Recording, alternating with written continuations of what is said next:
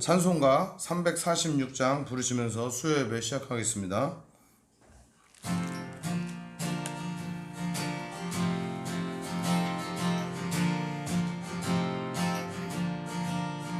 주 예수 우리 구하려 큰 싸움 하시니 주 십자가를 따라서 나갈 자 누구랴.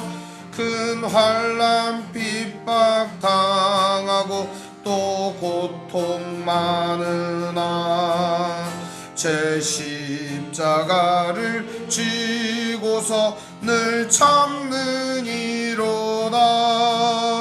주 예수 고난 당할 때 저 원수 위하여 죄 용서함을 빔같이 또 빌 자 누구랴.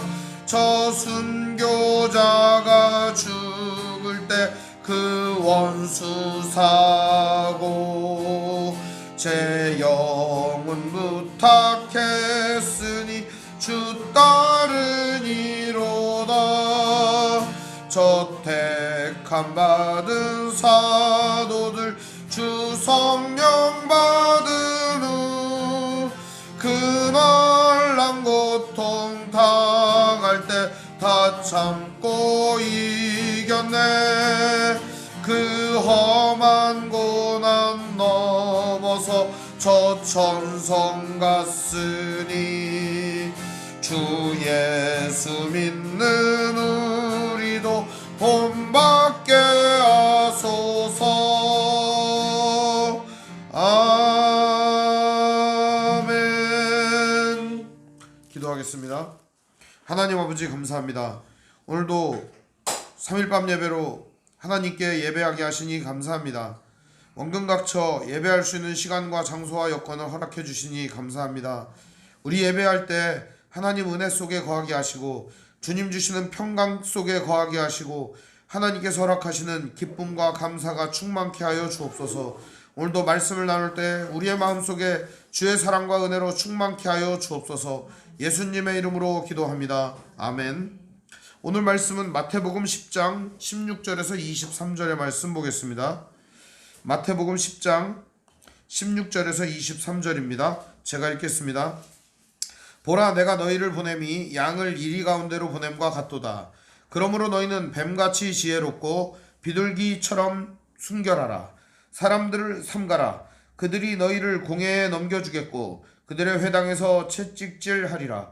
또 너희가 나로 말미암아 총독들과 임금들 앞에 끌려가리니 이는 그들과 이방인들에게 증거가 되게 하려 하심이라. 너희를 넘겨줄 때 이렇게 또는 무엇을 말할까 염려하지 말라. 그때 너희에게 할 말을 주시리니 말하는 이는 너희가 아니라 너희 속에서 말씀하시는 이 곧 너희 아버지의 성령이시니라. 장차 형제가 형제를 아버지가 자식을 죽는 데에 내주며 자식들이 부모를 대적하여 죽게 하리라. 또 너희가 내 이름으로 말미암아 모든 사람에게 미움을 받을 것이나 끝까지 견디는 자는 구원을 얻으리라. 이 동네에서 너희를 박해하거든 저 동네로 피하라. 내가 진실로 너희에게 이르노니 이스라엘의 모든 동네를 다 다니지 못하여서 인자가 오리라. 아멘. 오늘 말씀의 제목은 지혜로움과 순결함 사이에서 라는 제목으로 말씀의 은혜를 나누겠습니다. 세상은 험난합니다. 마치 세상을 비유할 때 바다에 비유하고는 합니다. 어떤 엄마가 자식에게 이렇게 말했다고 합니다. 엄마, 제가 군대를 갑니다. 그러자 1번 기도하거라 그랬다고 합니다. 결혼을 합니다. 2번 기도하거라 그랬다고 합니다. 바다에 갑니다. 3번 기도하거라 그랬다고 합니다. 풍랑이는 바다는 갈 바를 모르고 헤매이고 혹은 배가 뒤집어질 위험에 항상 노출되어 있다고 합니다. 위험한 바다와 같은 풍랑이를 헤쳐나갈 때 우리에게 필요한 건 무엇일까요? 그것은 인생의 표대와 기준점, 방향성일 것입니다. 항해를 하는 데 있어서도 나침반과 돛대와 노는 매우 필수적입니다. 마찬가지로 인생에 있어서도 하나님의 말씀이 우리의 기준이 되고 하나님이 오늘 우리의 삶에 함께 하시며 하나님의 뜻이 우리가 가져야 되는 목표 지점이 된다면 우리의 인생은 믿음으로 살아갈 수 있는 진지한, 진실한, 신실한 삶이 될 거라고 믿습니다. 오늘 말씀은 예수님께서 12명의 제자를 부르시고 파송하는 장면이십니다. 그래서 예수님께서는 제자들을 파송하실 때 그들에게 두벌옷도 가지지 말고 신발만 신고 가고 지팡이도 가지지 말고 전대나 배낭이나 돈도 가지지 말라고 하셨습니다. 이것은 한마디로 얘기하면 하나님의 인도하심과 보호하심과 하나님의 채우심을 믿으라는 겁니다. 돈을 의지하고 전대를 의지하고 배낭을 의지하고 지팡이를 의지하지 말고 오늘 너희들을 보내신 하나님을 믿고 신뢰하고 의지하며 나아가라고 하는 그러한 그리스도 예수의 가르침이었습니다. 오늘 이 말씀은 우리 성도들에게도 해당되는 말씀이에요. 우리들도 세상을 향해 나아갈 때 맨주먹 맨손으로 나갈 때가 굉장히 많습니다. 어렵고 힘들어요. 그러면 여러분들 그때는 무엇을 생각합니까? 세상 사람들하고 똑같은 무기를 가지고 싸우려고 합니다. 우리도 전대 주머니에 돈 좀 가득 있었으면 좋겠다. 우리도 쟤네들처럼 좀 빠방한 권력이나 힘이 좀 있으면 좋겠다. 우리도 쟤네들처럼 뭔가 권력자나 아는 사람 많으면 좋겠다. 이런 생각하지 않습니까? 그럴 때 여러분들은 좌절과 절망을 느끼셔야 합니다. 그럴수록 우리들이 의지하게 되는 대상은 바로 하나님이시기 때문입니다. 그럴 때 우리는 무릎을 꿇게 됩니다. 하나님, 당신이 길입니다. 당신만이 답입니다. 당신만이 내 인생의 진정한 표대가 되고 도움이 되십니다. 우리는 그래서 기도합니다. 하나님만이 우리의 도움이시고 인도자가 되시기 때문입니다. 오늘 말씀은 그 인도자 되신 하나님을 믿고 신뢰하며 나아가는 제자들에게 예수님께서 주시는 권면의 말씀입니다. 그 권면의 말씀은 원래 5절부터 시작됩니다. 이방인의 길로도 가지 말고 사마리아인에게도 고을에도 들어가지 말고 이스라엘 집에 잃어버린 양에게로 가야 한다라고 하는 당위성의 말씀을 전해주셨고 이 말씀이 오늘 이 말씀까지 이어진 것입니다. 오늘 이 말씀은 마태가 어떻게 보면은 누가복음과 마가복음에 등장하는 말씀을 갖다가 이어 붙인 말씀이라고 할 수가 있습니다. 그런데 이 말씀은 묘하게도 잘 맞습니다. 왜냐하면 제자로 파송을 당하고 제자로 하나님의 말씀을 들고 나아갔을 때 어떠한 자세를 가져야 하는가를 예수님께서 직접적으로 언급해 주신 말씀이기 때문입니다. 16절에서부터 보면은 예수님은 제자들을 보내면서 이런 얘기를 합니다. 보라, 내가 너희를 보냄이 양을 이리 가운데로 보냄과 같도다. 여러분, 양을 갖다가요 이리 가운데로 이렇게 보내면 어떤 일이 일어날까요? 이리가 있어. 이리가 뭔지 모르는 사람도 있구나. 그쵸? 이리가 뭔지 모르는 게 늑대, 여우, 호랭이, 사자 이런 거라고 한번 생각을 해보자고요. 그러면 여기 늑대가 가득 있고 그런 맹수가 가득 있는데 거기다가 양을 이렇게 보내는 거예요. 여러분 상상을 한번 동원을 해보시기 바랍니다. 그럼 늑대가 가득 있는데 거기에 양을 이렇게 보내면 늑대와 어린 양이 춤을 추면서 이렇게 놀까요? 그런 생각을 하는 사람은 제정신이 아닐 거라고 저는 생각을 합니다. 보통은 양을 이리 가운데 보내면 어떤 일이 일어나죠? 그렇습니다. 입맛을 다시며 발톱을 갖다가 다 찢어발기는 게 정상입니다. 그냥 다 찢어발겨서 그냥 다 논아 먹는 게 정상입니다. 그거 예수님은 그런 얘기를 하신 겁니다. 내가 너희를 보내는 게 세상에서 다 찢어발기라고 보내는 것 같다. 주님의 마음이 그랬다는 겁니다. 주님은 오늘 우리를 이 땅에 보내시면서도 그런 마음이 드실 거예요. 내가 너희들을 보내는 게 이리 가운데 너희들을 보내는 것 같다. 마치 양을 이리 가운데 보내는 것처럼 너희들을 보내는 내 마음이 그런 마음이다. 오늘 예수님께서는 제자를 보내시며 굉장히 안타까운 마음을 표현하신 겁니다. 제자들도 이 예수님의 심정을 이해했을 거라고 생각합니다. 오늘 이 말씀을 듣는 우리들도 이 말씀을 통해 위안을 좀 얻었으면 좋겠어요. 예수님은 우리를 험난한 구덩이나 음침한 골짜기에 보내실 때 아이 빨리 가, 성도가 그것도 못해? 이러면서 보낸 게 아니라 너희들이 힘들 거 알고 너희들이 찢어발김을 당할 거 알지만 가야 하는 길이야. 그러면서 보내주신 것이라고 저는 생각을 합니다. 그런데요, 그 길은 우리가 찢어발김을 당하는 길이 아니라 사망의 음침한 골짜기로 다닐지라도 해를 두려워하지 않을 것은 주께서 우리와 함께 하심을 체험하는 길이라는 사실입니다. 사랑하는 성도 여러분, 우리가 걷는 길은 어쩌면 험난한 고비와 험난한 골짜기가 계속될지도 모릅니다. 호시탐탐 우리를 노리는 이리가 득실거리는 거리인지도 모르겠습니다. 그러나 주님은 약속하십니다. 하나님이 우리와 함께하여 주신다고 말입니다. 먼저 예수님께서는 이리 가운데 양 같은 제자들을 보내시며 이런 말씀을 먼저 주십니다. 16절 말씀 우리 같이 읽어볼까요? 시작. 보라, 내가 너희를 보냄이 양을 이리 가운데로 보냄과 같도다. 그러므로 너희는 뱀같이 지혜롭고 비둘기같이 순결하라. 예수님의 말씀은요, 해석할 필요가 없을 정도로 매우 놀라운 말씀입니다. 너희는 뱀같이 지혜롭고 비둘기처럼 순결해야만 한다라고 한 당위성을 가지는 것, 명령입니다. 이게 성경 여기에 등장하는 마태복음에 등장하는 이리 같은 자들은 누구죠? 양들을 못 살게 구는, 염소를 못 살게 구는 그 이리와 늑대는 누구죠? 바리새인과 서기관과 사두개인과 율법사들이었습니다.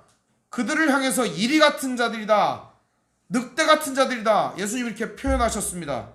오늘 그러면은 예수님께서 하신 말씀 뭘까요? 늑대를 상대하고 이리를 상대하는 데 있어서 필요한 건 뭐라는 거예요? 뱀 같은 지혜가 필요하다는 겁니다. 실제로 예수님은 뱀 같은 지혜로 그들을 상대하셨습니다. 그리고 그들이 감히 예수님을 넘보지 못하도록 말씀하여 주셨습니다. 일례로 예수님께서는 바리새인과 율법사와 만났을 때도 한 번도 그들에게 하나님의 말씀을 대지하는 적이 없고 하나님의 말씀으로 그들을 물리치지 않은 적이 없었습니다. 대표적인 예가 어떤 율법사가 예수님을 찾아왔을 때입니다. 찾아와서 이렇게 말을 합니다. 세금을 바치는 것이 옳습니까? 그렇지 않습니까? 만약에 세금을 바쳐라 예수님이 말하면 뭐라고 얘기할까요? 이놈 매국노야 그러면서 이제 돌을 들어 치라고 할 겁니다.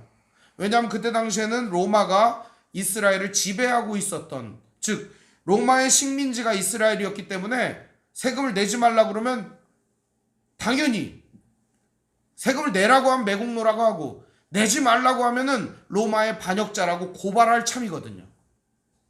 예수님은 어떻게 대답하셨을까요? 가이사의 것은 가이사에게, 하나님의 것은 하나님에게. 이 말만 기억하시죠? 예수님은 그렇게 먼저 얘기 안 했습니다.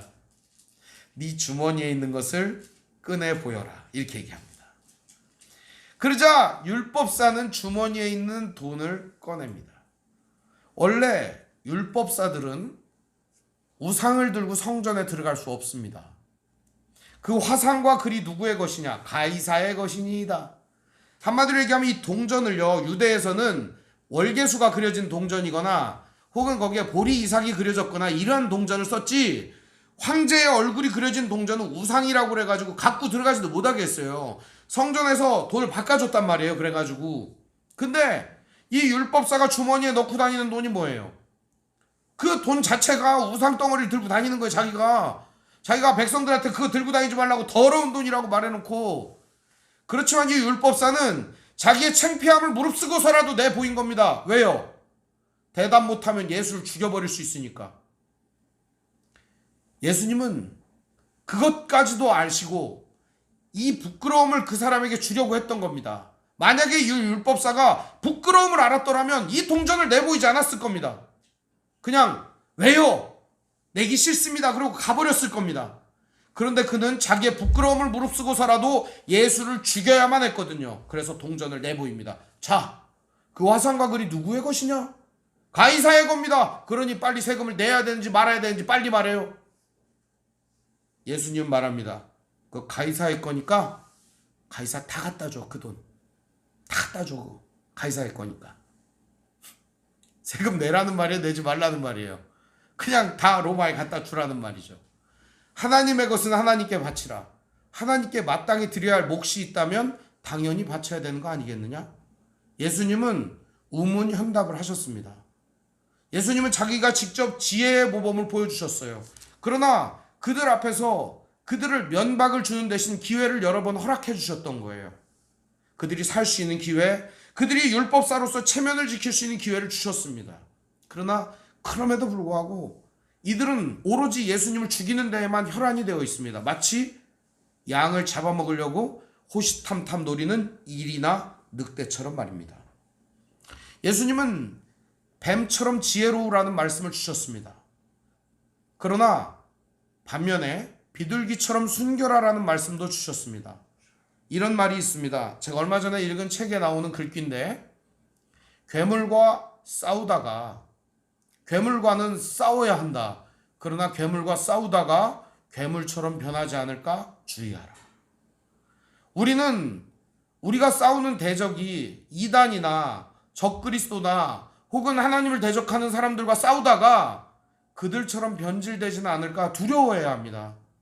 그러려면 뱀 같은 지혜만 있어서는 안 되고 비둘기 같은 순결함으로 무장해야 한다는 겁니다.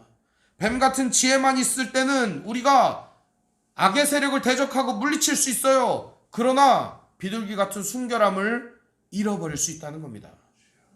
비둘기 같은 순결함을 가졌을 때만이 뱀 같은 지혜가 빛이 나는 겁니다. 요한계시록 7교회 중에 첫 번째 교회인 에베소 교회는 첫사랑을 잃어버렸다고 합니다. 이단과 악한 세력과 영지주의와 로마의 권력과 온갖 종류의 세력들과 다투고 싸우며 분투와 승리를 거두었던 영광스러운 교회였습니다. 그러나 그들은 싸우느라 첫사랑을 잃어버리고 말았던 겁니다. 오늘 우리가 진정으로 지켜내야 될 가치를 잃어버려서는 안 됩니다. 이 가치를 지키기 위하여 우리는 비둘기 같은 순결함을 가져야 한다는 거예요. 이 순결함을 버리고 뱀 같은 지혜만 선택한다면 이리와 싸워 이길 수는 있지만 우리가 이리떼가 될 수 있다는 겁니다. 오늘날의 교회는 너무 악한 세력들과 싸우다가 이리떼하고 닮아가는 모습을 보입니다. 참 마음이 아플 때가 많습니다. 예수님은 그것을 먼저 말씀해 주시면서 이들에게 교훈을 주십니다. 사람들을 삼가라 이렇게 얘기합니다. 그럼 사람들을 삼가라니까 만나지 말아라 그런 말이 아니에요. 어떤 사람들을 삼가야 됐냐? 바로 여기 나옵니다.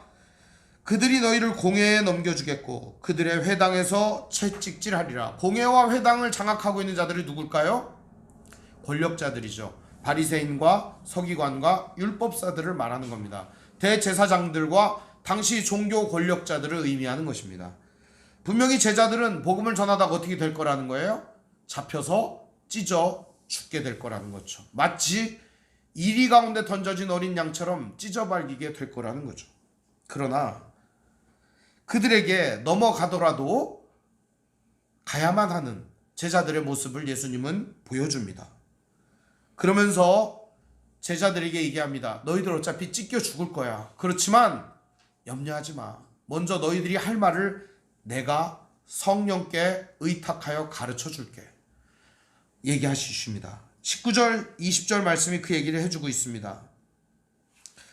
너희를 넘겨줄 때 어떻게 또는 무엇을 말할까 염려하지 말라. 그때 너희에게 할 말을 주시리니 말하는 이는 너희가 아니라 너희 속에서 말씀하시는 이 곧 너희 아버지의 성령이시니라. 심지어는 이 제자들이 해야 할 말을 누구 앞에서조차 알려주냐. 18절에 보면 총독과 임금들 앞에 끌려가고 이방인들 앞에 증거가 되게 하려고 끌려가더라도 마땅히 해야 할 말을 할 수 있도록 입을 열어 증거하게 하신다는 겁니다. 이 일이 누구에게서 이루어지죠? 사도 바울에게서 이루어집니다. 사도 바울은 총독 앞에서도 임금들 앞에서도 그리고 그 어떤 권력자들 앞에서도 복음을 전했던 사람이었습니다. 이 말씀이 그대로 이루어집니다. 오늘 사도 바울만 이루어진 게 아니라 담대하게 하나님의 말씀을 들고 서 있는 우리에게까지 이 말씀은 이루어지고 있는 것입니다. 오늘 우리에게 있어서 필요한 건 뭘까요? 뱀 같은 지혜와 비둘기 같은 순결함인데 우리는 어느 한쪽을 잃어버리고 있는 것은 아닌가 생각해 봐야 합니다. 험난한 일은 그뿐이 아닙니다. 외부의 적은 우리가 어느 정도 견디기가 쉬워요. 그냥 우리를 이해 못하고 우리를 치려고 하니까 외부의 적은 이해하겠어요. 근데 내부의 적은 너무너무 힘들어요. 21절은 그 내부에서 우리를 힘들게 하는 사람들에 대한 이야기를 합니다. 장차 형제가 형제를, 아버지가 자식을 죽는데 내주며 자식들이 부모를 대적하여 죽게 하리라. 또 너희가 내 이름으로 말미암아 모든 사람에게 미움을 받을 것이나 끝까지 견디는 자는 구원을 받으리라. 성경은 우리에게 말합니다. 형제도 너를 미워할 거다. 부모도 너를 미워할 거다. 너도 부모와는 맞지 않게 될 거다. 우리가 복음을 들고 나아가면 이런 일이 일어난다는 겁니다. 자식들이 대적할 거라는 겁니다. 맞지 않는 일이 계속 일어난다는 겁니다. 내부의 적이 계속 총질을 해대서 속이 시커멓게 탈 날이 온다는 겁니다. 복음을 전하고 대적들과 상대하는 일도 버거워 힘들어 우리들은 찢겨지기 일보 직전인데 내부 총질로 인해서 너무너무 힘들다는 겁니다. 자식들이 안 도와준다는 거예요. 부모가 안 도와준다는 거예요. 형제들이 돕지 않는다는 거예요. 친구나 이웃이 돕지 않는다는 거예요. 사람들을 삼가라고 하시는 예수님의 말씀을 기억해야 합니다.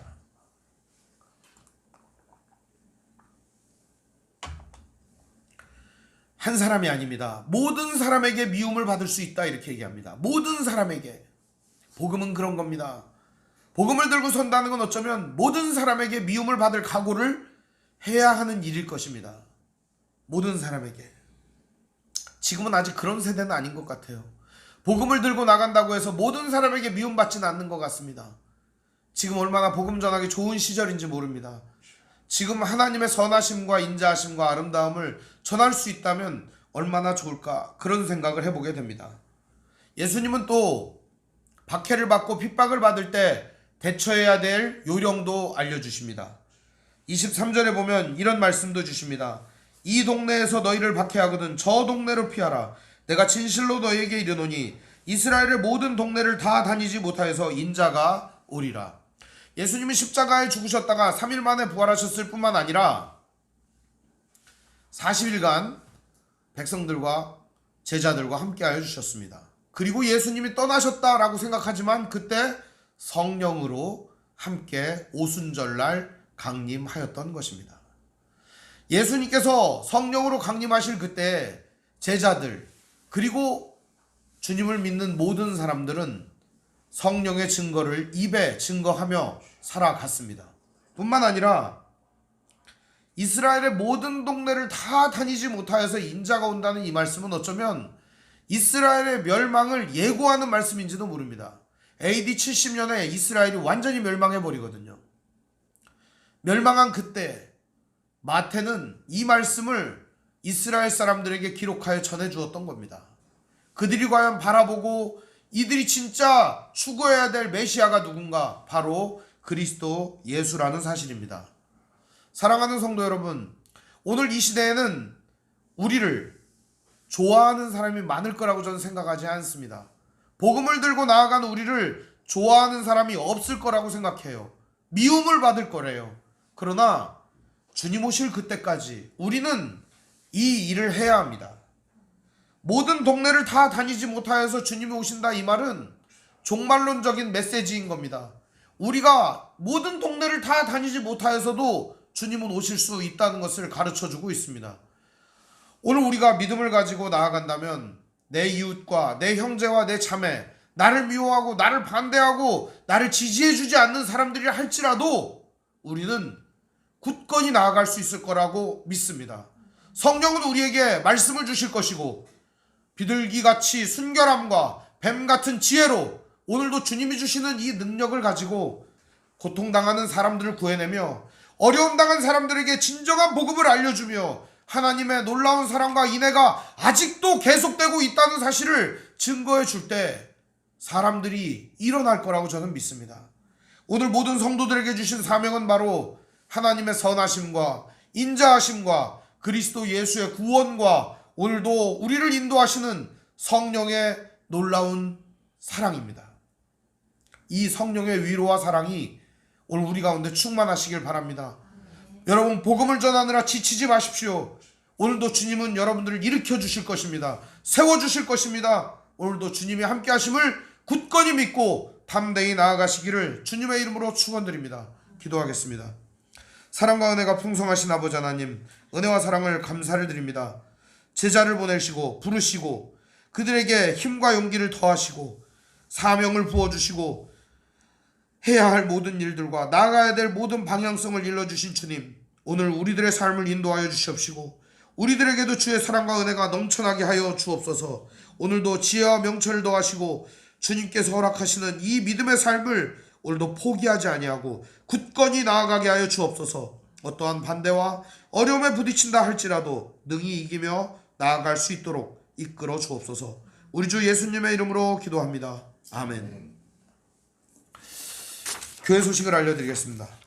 교회 소식은 오늘 함께 예배하신 모든 분들 주님의 이름으로 환영합니다. 우리 옆사람과 소리 인사하겠습니다. 사랑합니다. 사랑합니다.